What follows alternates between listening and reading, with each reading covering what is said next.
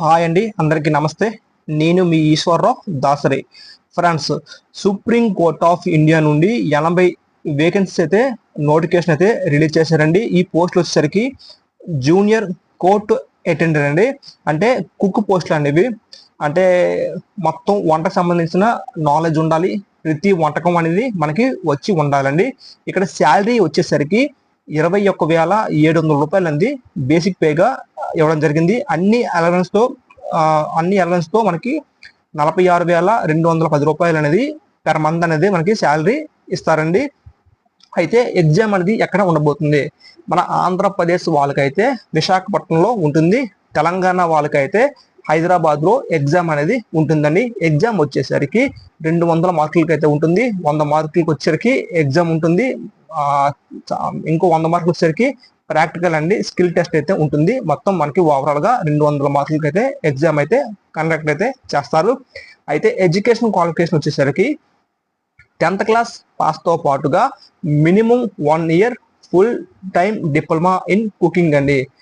Diploma అయినా సరే లేదా ఐటీఐలో ఏదైనా సంబంధించిన డిప్లొమా కోర్సులు ఒక 1 ఇయర్ అనేది మినిమం టు మినిమం మనకి కుకింగ్ సంబంధించిన దాంట్లో చేసి ఉండాలి. నెక్స్ట్, ఈ 1 ఇయర్ సర్టిఫికేట్ తో పాటు ఎక్స్పీరియన్స్ సర్టిఫికేట్ కూడా ఉండాలి. అది కూడా 3 ఇయర్స్ అండి. 3 years of cooking experience in a prestigious hotel restaurant.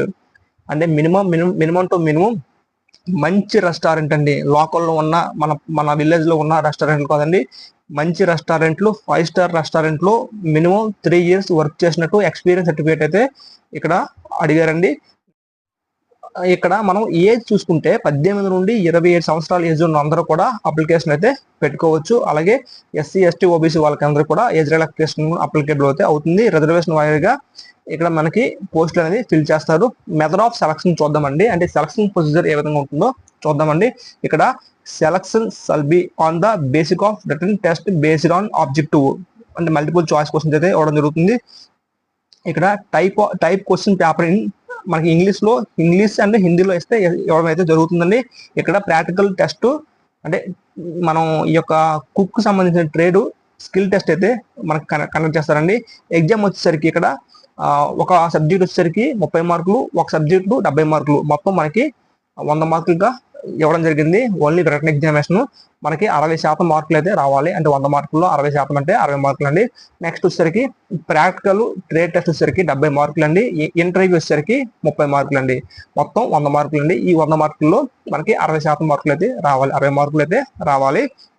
ఇక్కడ మనకి టైం వచ్చేసరికి 90 నిమిషాలు అండి, గంటన్నరలో మనం ఎగ్జామ్ అనేది క్లియర్ చేయాలి. ఇక్కడ ఏ స్టేట్ వాళ్ళు ఎలిజిబుల్ అయితే చూద్దామండి. ఇక్కడ స్టేట్లు వచ్చేసరికి ఇక్కడ మన ఆంధ్రప్రదేశ్, తెలంగాణ కూడా ఎలిజిబులే.